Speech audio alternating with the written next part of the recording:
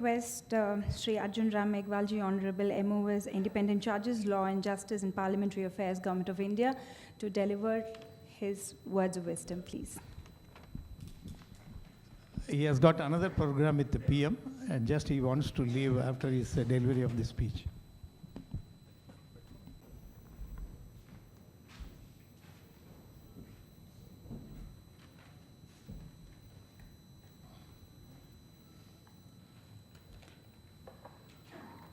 Very good evening, all of you. It is a program of the 75th Constitution Day celebrations, organized by Sri Prime Point Srinivasan, founder, Prime Point Foundation and Sansad Ratna Awards Committee, Chennai. And on this occasion, on the dais, Sri S.P. Singh Baghel Sahab, Honorable MOS Fisheries, Animal Husbandry, Dairy and Panchayati Raj, Government of India, and Sri Appa Bharneji, Member of Parliament, and Honorable Chairman, Parliamentary Committee on Energy, Priya Darshini Rahul, President, Prime Point Foundations, and Rahul Bhandari ji, Arun Arora ji. Again, very good evening, all of you. We are here to celebrate Constitution Day. मैं आपको एक जानकारी देना चाहता हूँ कि before 2015, the 26th November was there. It is a day for adoption of the constitutions in 1949. But we are celebrating the day as a law day. You can say in a Kanun Divas. But in 2015, Honorable Narendra Modi ji, the Prime Minister of this country, took a decision that we will celebrate this 26th November as a Constitution Day. That is the major change or major shift in the working of the Narendra Modi ji. और उन्होंने ऐसा इसलिए किया, at that time बाबा साहब भीमराव अंबेडकर जी की 125वीं जयंती थी, और मुझे याद है, शायद बघेल साहब को भी याद होगा, अपर बर्ने साहब को भी याद होगा, कि 2015 में 2 दिन 25 नवंबर और 26 नवंबर को इन लोकसभा और in Rajya Sabha, means in lower house and in upper house, both house, we discussed the constitutions at length. And what was the contribution of the Baba Saheb Dr. B.R. Ambedkar? अभी आपने देखा होगा, yesterday we celebrate the Constitution Day in Central Hall of the old Parliament building, that is now called संविधान सदन. उसमें हमने 2 किताबें प्रकाशित की लॉ एंड जस्टिस से. हमारे बघेल साहब तो he had been in minister in law and justice. 2 books हमने रिलीज की. एक बुक का शीर्षक है कि कॉन्स्टिट्यूशन बना कैसे, क्या परिस्थितियां थी जैसे बना, और बनाने में योगदान किस किस का. और दूसरा जो नेशनल इशू है, उस समय उन्होंने क्या सोचा, जैसे अडल्ट फ्रेंचाइज, ये national issue. It was debated in the constitution assembly, और कुछ लोगों ने कहा कि अभी सबको मताधिकार देने की कहाँ जरूरत है. इंग्लैंड भी अपनी आज़ादी के कई सालों बाद तक सबको मताधिकार नहीं दे पाएगा, राइट ऑफ वोट नहीं दिया. यूएस ने भी नहीं दिया. लेकिन बाबा साहब डॉक्टर B.R. अम्बेडकर खड़े हुए, उन्होंने कहा कि हमें जो एशियन और अफ्रीकन कंट्रीज हैं, इनको हमें कुछ मार्गदर्शन करना है. इंडिया क्या कर रहा है, तो अगर हमने अभी एडल्ट फ्रेंचाइज नहीं किया, उस समय एक विषय चला कॉन्स्टिट्यूएंट असेंबली में कि बहुत से लोग अनपढ़ हैं, बहुत से लोगों को ये पता नहीं है वोट कैसे दिया जाता है। तो एक फॉर्मूला निकालने की कोशिश कर रहे थे कि जैसे अंग्रेजों ने कुछ पदवियां दे रखी थी, राय बहादुर, सर, बोला ऐसा करिए जैसे कोई ग्रेजुएट है इन आवर कंट्री, उनको वोट देने का अधिकार दे दीजिए, और अब 33 करोड़ 34 करोड़ पॉपुलेशन को कैसे काउंट करोगे, वो वोट एक देगा 10,000 गिन लीजिए। कोई राय बहादुर है या वो वोट एक देगा 1 लाख गिन लीजिए। ये फॉर्मूला सोचा गया जैसे कंट्रीब्यूशन सबका हो जाए, और जो अनपढ़ है, इलिटरेट है, विशेष करके वुमन इवन, उनको अभी क्यों देते हो वोट का अधिकार? जो घर का आदमी कहेगा वही तो वुमन वोट देगी। ये सब कॉन्स्टिट्यूएंट असेंबली में चर्चा हुई। लेकिन आपका जो सब्जेक्ट है एन ऑपिटम ऑफ नेशनलिज्म, इसमें मैं बाबा साहब B.R. अम्बेडकर साहब को सबसे हाईएस्ट लेवल पे रखता हूँ। वो खड़े हुए और उनका उस समय जो इंटरिम गवर्नमेंट थी उसके प्राइम मिनिस्टर नेहरू थे, कि mister Nehru, you want to be a leader of the Asia and African countries? तो उन्होंने कहा यस। तो बोला कुछ नया करिए, आप वोटिंग राइटिंग सबको दे दीजिए। उनका फेमस कोट है, राजा हो तो भी 1 वोट, गरीब हो तो भी 1 वोट। बहुत फेमस कोट है उनका। वो आजकल यहाँ बोलने से थोड़ा अनकॉन्स्टिट्यूशनल हो जाएगा। रानी और आगे उन्होंने शब्द यूज किया, नसबंदी नहीं, वो हाँ वो हाँ वो भी विषय था। लेकिन रानी का 1 वोट, महारानी का भी 1 वोट, और एक समाज में किसी के आगे लगता है रानी,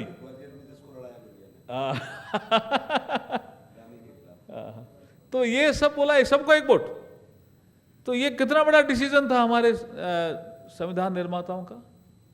और उसके कारण इंग्लैंड में महिलाओं ने लड़ाई लड़ी कि हमें भी वोटिंग राइट दीजिए। तो पहले फेज में इंग्लैंड ने ऐसी महिलाओं को वोटिंग राइट दिया जो ग्रेजुएट थी। दूसरे फेज में आफ्टर 10 इयर्स सारी महिलाओं को वोटिंग राइट दिया, और भारत में बाबा साहब के कारण सारी महिलाओं को एक साथ voting right. It was a big decision in the constituent assembly. ऐसे कई डिसीजन हैं जिसमें हम बाबा साहब को याद कर सकते हैं। लिबर्टी, इक्वलिटी, फ्रेटर्निटी, अगेन ये पिलर ऑफ द कॉन्स्टिट्यूशन।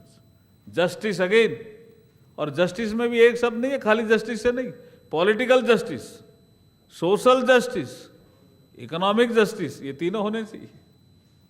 और लिबर्टी, इक्वलिटी, फ्रेटर्निटी, ये भी हमारे पिलर थे, और उनका तीनों ही महत्वपूर्ण है। एक मुझे इसका किस्सा याद आ रहा है ईश्वर चंद्र विद्यासागर जी का। वो अभी कहीं कॉन्स्टिट्यूएंट असेंबली डिबेट में तो मुझे नहीं मिला, लेकिन बाबा साहब की कुछ किताबों में कहीं है कि एक बार ईश्वर चंद्र विद्यासागर कलकत्ता के थे, वो तो कहीं घूमने गए थे पार्क में। सुबह वापस आए तो पता चला एक आदमी अचेत पड़ा, अनकॉन्शियस। उठाया उन्होंने, अपने घर ले आए। उसके बाद 3 दिन बाद उनको होश आया। तो घर वालों ने कहा तुम कौन हो भाई? ईश्वर चंद्र विद्यासागर तो उस दिन कोई कॉन्फ्रेंस अटेंड करने गए थे। तो उसने कहा मैं तो स्वीपर हूँ, सफाई कर्मी। Valmiki at that time, oh you are untouchable, और तुम हमारे घर में रहे हो 3 दिन, ये क्या हुआ? तो इतने में ईश्वर चंद्र विद्यासागर जी आ जाते हैं। वो कहते हैं भाई क्या हुआ, किसने, इतने आदमी क्यों खड़े हो, क्या पंचायती कर रहे हो? उन्होंने कहा जिसको आपने हमारे घर पे रखा, अपने घर पे 3 दिन, वो तो अनटचेबल है। बोला क्या है? बोला सफाई कर्मी है, स्वीपर। तो एकदम से जवाब दिया उन्होंने, ईश्वर चंद्र विद्यासागर ने, कि इसमें क्या हो गया, ही इज माई ब्रदर। तो उन्होंने कहा कैसे? आप तो ब्राह्मण हो, वो अनटचेबल है। उन्होंने कहा जो बाहर कचरा होता है उसी सफाई वो करता है, इसलिए वो सफाई कर्मी है। और जो मनुष्य के मन के अंदर कचरा होता है ना, उसकी सफाई मैं करता हूं, इसलिए मैं भी सफाई कर्मी हूं। We both are brother. तो ऐसे ऐसे हमारे नेशनल लीडर पैदा हुए जिन्होंने कॉन्स्टिट्यूशन को बनाने में, संवारने में बहुत बड़ा योगदान दिया। मैं इस अवसर पर इतना ही कहना चाहूँगा कि बाबा साहब का जो कॉन्स्टिट्यूशन असेंबली में एक कोट है ऑन 17 सितंबर 1949 का, वो अपना आप में बहुत शानदार कोट है। Quote, it is a document which defines the position and power of three organs of the state, the executive, the judiciary and the legislature.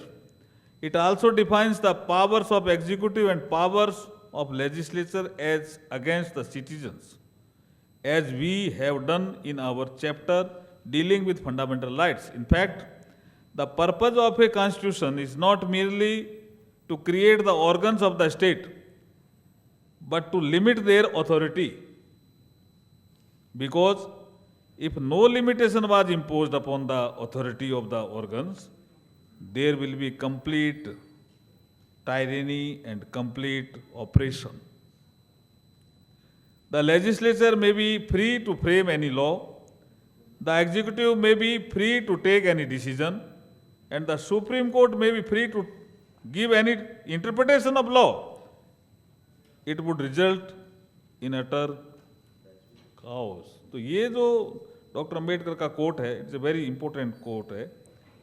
मैं एक कोट और पढ़ना चाहूँगा कॉन्स्टिट्यूशन के बारे में। तो our constitution is rigid also and flexible also, and that point of view doctor Ambedkar told on 4th November 1948, the drafting committee wanted to make it clear that though India was to be a federation, the federation was not the result of an agreement by the state to join in a federation like America, and that the federation not being the result of an agreement, no state has the right to separate from the union. The federation is union because it is Federation is the union because it is indestructible. Though the country and the people may be divided into different states for convenience of administrations, the country is one integrated whole. Its people, a single people living under a single emporium derived from a single source. जिसका प्रिया जिक्र कर रही थी, north का आदमी धोती पहनता है तो साउथ का आदमी लुंगी पहनता है। क्या मोहतो साहब, क्या हाल है? How are you? Vidur Mahto साहब आ गए, MP साहब ऊपर बैठाइए ना, मेंबर ऑफ पार्लियामेंट है ना, यू कैन कम ना।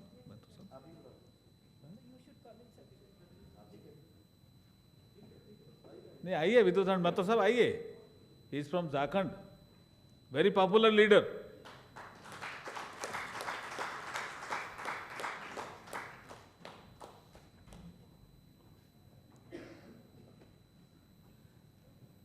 And he also, Dr. B.R. Ambedkar also explained the fundamental rights and fundamental duties, the two sides of a same coin.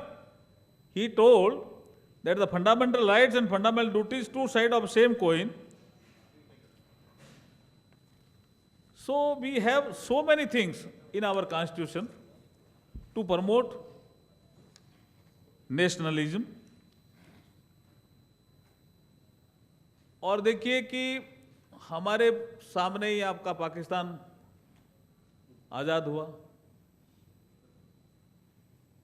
Bangladesh तो बना ही बाद में, उस समय वो ईस्ट पाकिस्तान था, श्रीलंका भी पड़ोस में है, नेपाल भी है, लेकिन कहीं न कहीं अशांति इन देशों में है। हमारे देश में शांति क्यों है और हमारे देश में जो प्रॉस्पेरिटी हो रही है, हम 5th लार्जेस्ट इकोनॉमी बन गए वर्ल्ड की, 3rd लार्जेस्ट इकोनॉमी बनने वाले हैं, उसका एकमात्र कारण है हमारा संविधान, हमारा कॉन्स्टिट्यूशन एकमात्र कारण है जिसके कारण हम आगे बढ़ रहे हैं। कोई ऐसी दिक्कत आती है, जैसे इमरजेंसी में आई दिक्कत, डिग्निटी ऑफ लाइफ को लेकर के बड़ी दिक्कत आई, तो कॉन्स्टिट्यूशन ने ही रास्ता दिखाया। तो कोई ऐसी समस्या आती है तो कॉन्स्टिट्यूशन ही रास्ता दिखाते हैं। और ये जो हमारे श्रीनिवासन जी हैं, के श्रीनिवासन जी, प्राइम पॉइंट फाउंडेशन वाले, इन्होंने जो ये सिविल सोसाइटी के लोग हैं, ये जब अन्ना हजारा का मूवमेंट चला तब लोगों ने कहा सारे एमपी बेईमान हैं। तो ये सिविल सोसाइटी के लोग खड़े हुए कि सारे बेईमान नहीं हैं। उसमें एपीजे अब्दुल कलाम साहब भी उसमें से एक थे। उन्होंने कहा पता लगाओ भाई, कुछ ईमानदार भी होंगे, ऑनेस्ट भी होंगे। इसलिए उन्होंने ये प्राइम पॉइंट फाउंडेशन बनाया। कुछ अच्छे लोग मेंबर ऑफ पार्लियामेंट हैं, उनको अवार्ड देने का काम शुरू किया। और वो इतनी बड़ी पर्सनैलिटी एपीजे अब्दुल कलाम साहब, उनसे ये श्रीनिवासन जी जुड़े रहे और यहाँ चेन्नई के रहने वाले हैं और दिल्ली में आकर के संविधान दिवस का प्रोग्राम कर रहे हैं। हम इनके लिए जोरदार ताली बजा के स्वागत करोगे। K. Srinivasan ji, when I was in Chennai, I saw one hoarding of Dr. APJ Abdul Kalam. It was a wonderful hoarding. What was the message in the hoarding? APJ Abdul Kalam साहब की उस दिन डेथ ही हुई थी, 2-4-5 दिन ही हुए थे। उसमें लिखा हुआ था, आइए हंसराज जी अहीर साहब आइए, हम आपका ही वेट कर रहे हैं। वो जोरदार ताली बजा के स्वागत करें। हंसराज जी अहीर साहब हैं, ओबीसी कमीशन है, उसके चेयरपर्सन है। He is holding a constitutional post. आइए सर, ऊपर है सर, आपका ऊपर ही है, ऊपर ही है।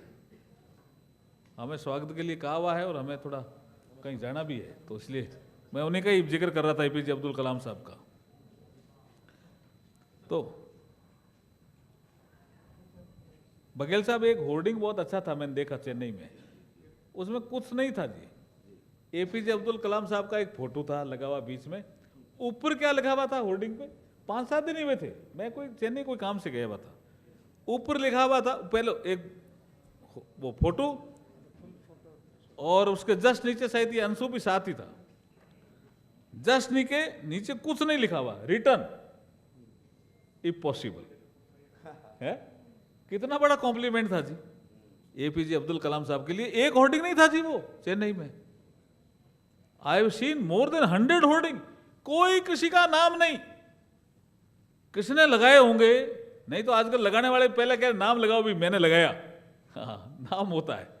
और कोई ऐसा नहीं कि उन्होंने क्या किया, ये क्या, कुछ नहीं। कितना बड़ा मैसेज देंगे, ऊपर फोटो, श्रद्धांजलि, और फिर लिख दिया रिटर्न इफ पॉसिबल।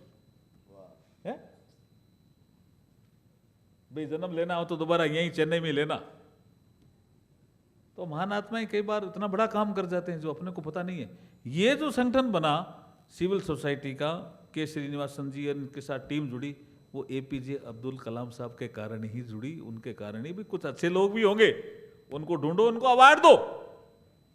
इसलिए इन्होंने हमें ढूंढा, अवार्ड भी दिया। हंसराज जी अहीर उनमें से एक हैं, सबसे पहले लेने वाले हंसराज अहीर जी हैं। देखिए आप जानते हो ना हंसराज जी अहीर कौन है? कोयला घोटाला जो निकाला उन्होंने, हंसराज जी नहीं निकाला कितनी मेहनत करके निकाला। और मेरे ख्याल में एपीजे अब्दुल कलाम साहब ने आपके बारे में बहुत अच्छा बोला भी है ना? कहाँ बोला? चंद्रपुर, हाँ मेरा भी बोला बहुत अच्छा बोला भी है। और एक पुस्तक है, ए मैनिफेस्टो फॉर चेंज, मेरे ख्याल में लास्ट बट वन है। एपीजे अब्दुल कलाम साहब पुस्तकें काफ़ी लिखी है, लेकिन सबसे लास्ट वाली है या नहीं मुझे पता नहीं, पर लास्ट बट वन तो है वो पुस्तक। उस पुस्तक का शीर्षक है, title, A manifesto for change. उसमें एपीजे अब्दुल कलाम साहब कहते हैं कि पंचायत से लेकर के पार्लियामेंट तक कैसे जनप्रतिनिधि होने चाहिए। जो अच्छे पंच हैं इस देश के, उनका भी नाम लिखा है कि ये अच्छे काम कर रहे हैं, पूरा में काम कर रहे हैं, इंफ्रास्ट्रक्चर ठीक कर रहे हैं। अच्छे अगर ब्लॉक अध्यक्ष हैं उनका भी नाम लिखा, अच्छे एमएलए हैं उनका भी लिखा, अच्छे मिनिस्टर हैं स्टेट में उनका भी लिखा, एक दो ऐसे अच्छे एमपी हैं उनका भी लिखा। हंसराज अहीर साहब का भी जिक्र किया। तो आपको बहुत बहुत बधाई, शुभकामनाएं हंसराज जी। हाँ मेरा भी है उसमें जिक्र, लेकिन आपका ज़्यादा है उसमें। हाँ बहुत बहुत धन्यवाद साहब, बहुत बहुत धन्यवाद। Thank you, all the best.